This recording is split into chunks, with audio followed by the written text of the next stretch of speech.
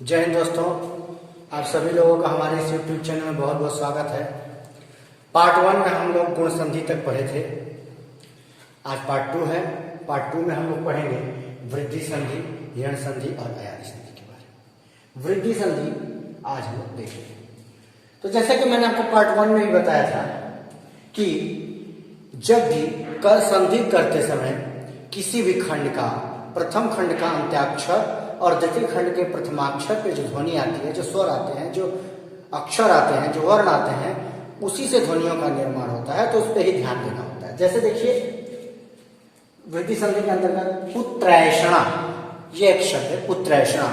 इसके अंतर्गत पुत्र, पुत्र अ जमा ए के योग से किसका निर्माण हुआ? आय का निर्माण। यानी किसी भी खंड के प्रथम खंड के अंत्याक्षर और द्वितीय खंड के प्रथमाक्षर के मेल से जो विकार उत्पन्न होते हैं वही हमारे संधि के अंतर्गत आता है। तो जैसे कि प्रथम खंड के अंत्याक्षर अ और द्वितीय खंड के प्रथम अक्षर ए के मेल से आय का जो है कि निर्माण हुआ, तो ये कौन सी संधि के अंतर्गत आ गया? वृद्धि संधि के अंतर्गत आ गया। पुत्रैषणा हो गया। मतैक्य, मत धन ऐक्य, मतैक्य, मत धन ऐक्य, मतैक्य। यानी इसमें भी देखिए यहाँ पे खंड के बारे में मैंने बताया हुआ है। जैसे प्रथम खंड में प्रथम खंड का अंत्याक्षर अ है, यानी मत अ, और द्वितीय खंड का प्रथमाक्षर ए है, यानी ऐ, यानी ऐ। और इन दोनों के मेल से किसका निर्माण हो रहा है? आप देख पा रहे होंगे, ऐ का निर्माण हो रहा है।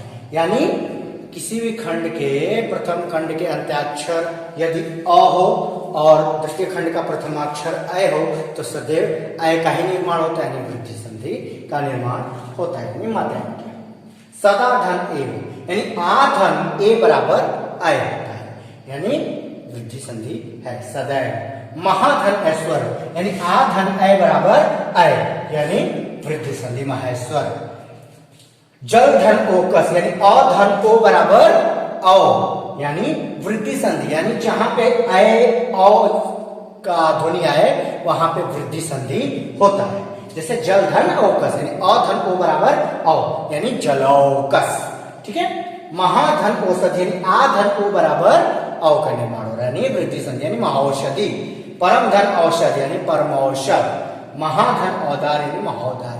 यानी आपको बस इतना ध्यान देना। देखिए एक तो मैंने तरीका आपको जो ट्रेडिशनल तरीका वो बता दिया कि जब भी किसी भी शब्द का खंड करके देखें कि शब्द के प्रथम खंड के अंत्याक्षर के वर्ण को देखें और द्वितीय खंड के प्रथमाक्षर के वर्ण को देखेंगे, उससे मिलके जो विकार उत्पन्न होगा वो उस संधि के अंतर्गत आएगा। जैसे कि सामने वाली संधि में हम देख पा रहे हैं कि इसमें जो भी विकार उत्पन्न हो रहा है ये ऐ और अ के अंतर्गत हो रहा है, इसलिए ये वृद्धि संधि है। ठीक है।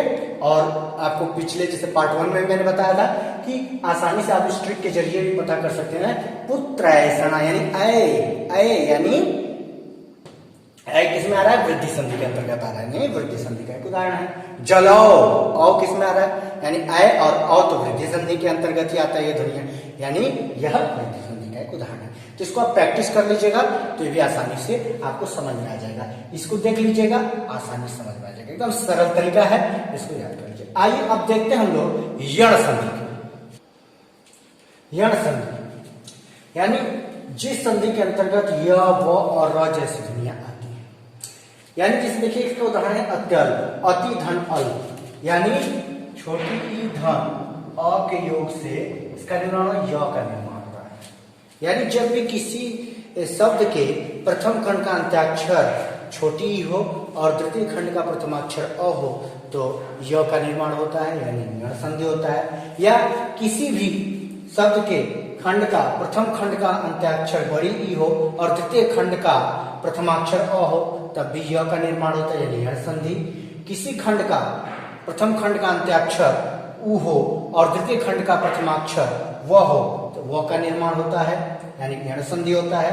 किसी खंड का प्रथम खंड का अंत्याक्षर बड़ा हो और द्वितीय खंड का प्रथमाक्षर आ हो तब भी जो है कि व का निर्माण होता है, यानी यण संधि का अंतर्गत ही इसका निर्माण होता है। और किसी खंड का प्रथमाक्षर प्रथम खंड का अंत्याक्षर और द्वितीय खंड का प्रथमाक्षर री हो, प्रथम खंड का अंत्याक्षर री और द्वितीय खंड का प्रथमाक्षर अ हो तो वहां पे वर्ण का निर्माण होता है या रॉड ध्वनि का निर्माण होता है तो वो यण संधि के अंतर्गत आता है।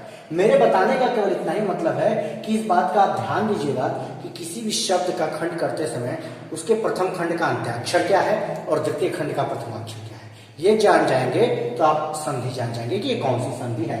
तो य व र ये संधि की ध्वनियां जिन शब्दों में आती है, ये ध्वनियां जिन शब्दों में आएंगी वह यण संधि के उदाहरण होंगे। यानी अत्यल, अति धन अल्प, यानी धन अ के योग से किसका निर्माण हुआ, य का निर्माण। और ऐसे भी इसको अगर जानना चाहें तो अत्य, यह ध्वनि में देखिए खिंचाव है, य अत्यल्प, अत्यल्प है ना, देव्यार्पण, स्वागत, वध्वागमन, पित्राज्ञा। ठीक है दोस्तों, तो इन चीजों को आप ध्यान दीजिएगा कि किसी भी खंड के प्रथम खंड का अंताक्षर क्या है और द्वितीय खंड के प्रथमाक्षर क्या है, आपको आसानी से संधि समझ में आ जाएगी। और दूसरा जो ट्रिक मैंने आपको बताया कि आप उन शब्दों को पढ़िए और उसके मध्य में आने वाले ध्वनि पे जहां खिंचाव हो रहा है उस ध्वनि को ध्यान दीजिए कि वो ध्वनि का खिंचाव क्या हो रहा है, तो आपको संधि की पहचान हो जाएगी। आइए अब देखते हैं हम लोग अयादि संधि क्या होता है। अयादि संधि, जब भी ए, आय, ओ और औ के बाद कोई भिन्न स्वर आए तो ऐसी स्थिति में ए का आय, आय का आय, ओ का औ और औ का आव हो जाता है, तो उसे हम अयादि संधि के अंतर्गत रखते हैं। जैसे देखिए ए जमा अ बराबर अय, लेकिन ये अ जमा ए रहता तो अय हो जाता और ये वृद्धि संधि का उदाहरण हो जाता। लेकिन यहाँ पे देखिए ए जमा अ बराबर अय, अय जमा अ बराबर आय, ओ जमा अ बराबर औ और औ जमा अ बराबर आव। यानी कुल मिला जुला के जिस भी संधि के अंतर्गत उसकी मध्य ध्वनि जो होती है वो अय हो, आय हो, अ हो या आव हो, उन्हें हम अयादि संधि के अंतर्गत रखते हैं। ठीक है, जैसे नयन, ने धन अयन, यानी ने यानी ए धन अ बराबर अय, ए धन अ बराबर अय, जैसे ए धन अ बराबर अय। देखिए यहाँ पे हो रहा है ने ए अ यन, यानी ए धन अ बराबर अय, यानी नयन, अय यानी नय, अय अरन नयन, नयन, अय अरन नय धन अ बराबर नायक, यानी अय धन अ बराबर आय, यानी नायक, नायक है ना। आय शब्द का क्या हो रहा है, ओ धन अन बराबर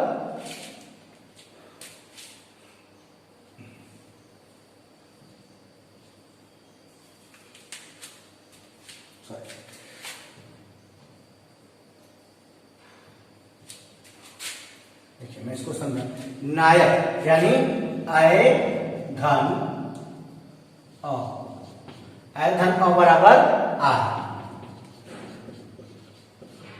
ठीक है, ओ धन अन बराबर ओ धन अ बराबर औ, औ धन औ यानी औ धन अ बराबर आ। ठीक है, यानी जहां पर ए, आय, ओ और औ के साथ कोई भिन्न स्वर आ जाए, कोई भिन्न ध्वनि आ जाए, वहां पर अय की जगह आय, ठीक है, आय की जगह आय, ओ की जगह अ और औ की जगह आव हो जाता है। ठीक है, ये अयादि संधि का एक उदाहरण है। ठीक है दोस्तों, तो भाग 2 में आपने जो है कि तीन संधि के जो स्वर संधि के जो 3 भाग बचे हुए थे उसको पढ़ा। अब हम लोग जो भाग 3 होगा उसमें हम आपको व्यंजन संधि के बारे में बताएंगे। ठीक है दोस्तों, तो तब तक के लिए आप सभी लोगों को इस वीडियो को देखने के लिए बहुत बहुत धन्यवाद। यह वीडियो आपके लिए जो है कि बहुत लाभकारी सिद्ध हो, और इस वीडियो को देखिए और संधि को आप प्रैक्टिस कर लीजिए, क्योंकि संधि प्रैक्टिस की चीज है, इसको प्रैक्टिस कर लेंगे। और संधि एक ऐसा टॉपिक है कि कोई भी परीक्षा हो जिसमें हिंदी आती हो तो संधि 100% उसमें आएगा।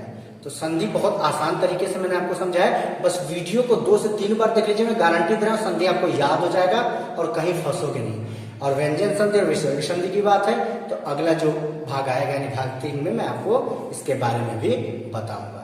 तब तक के लिए जय हिंद, प्रणाम।